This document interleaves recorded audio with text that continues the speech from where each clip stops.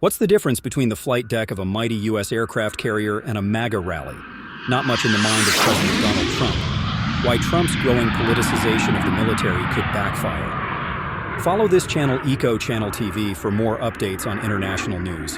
What's the difference between the flight deck of a mighty U.S. aircraft carrier and a MAGA rally? Not much in the mind of President Donald Trump. The commander-in-chief used a speech on the USS George Washington, moored in Japan Tuesday, to revive 2020 election falsehoods and to campaign for his constitutionally questionable plan to send troops into U.S. cities. Once, such political activity using the military as a backdrop would have provoked shock back home. But Trump has infringed so many customs of the presidency that it came as no surprise. The president recently had service members cheering a deeply partisan speech at Fort Bragg, North Carolina, that troubled many former senior officers. He staged a parade through Washington to mark the Army's 250th anniversary, which coincided with his birthday. He rambled in a speech before top brass flown from around the globe in Virginia last month. The generals and admirals were also treated to an anti-woke screed from Defense Secretary Pete Hegseth. Most notoriously, in his first term, Trump enlisted General Mark Milley to march with him after demonstrators were cleared from outside the White House. The then chairman of the Joint Chiefs of Staff apologized for being pulled into domestic politics and landed on Trump's forever enemies list. Trump made a spectacular entrance Tuesday before hundreds of sailors and service personnel, descending on a huge elevator with military jets as a backdrop. His speech on the USS George Washington was a classic weave.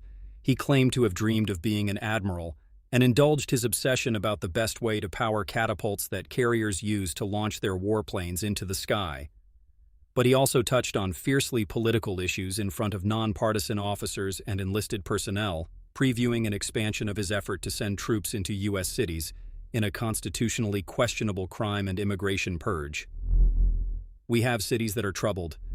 We can't have cities that are troubled, and we are sending in our National Guard, Trump said.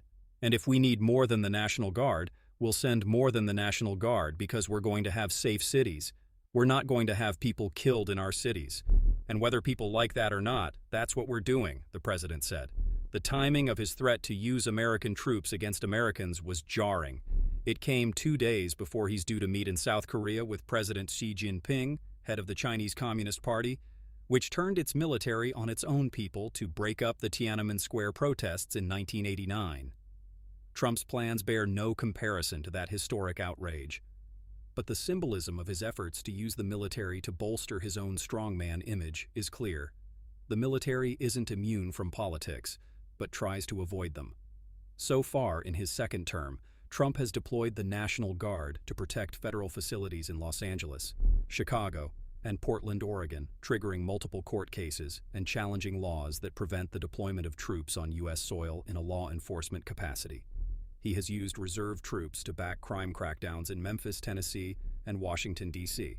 Last week, the president shelved a plan to send troops into San Francisco after an intervention by top tech industry executives. Trump's critics argue, and some judges have ruled, that he's exaggerated conditions in U.S. cities and exceeded his powers under the same constitution that serving members of the military take an oath to uphold. Every president loves to be cheered by the troops where voters will see. But most take pains not to subject service members to uncomfortable political positions.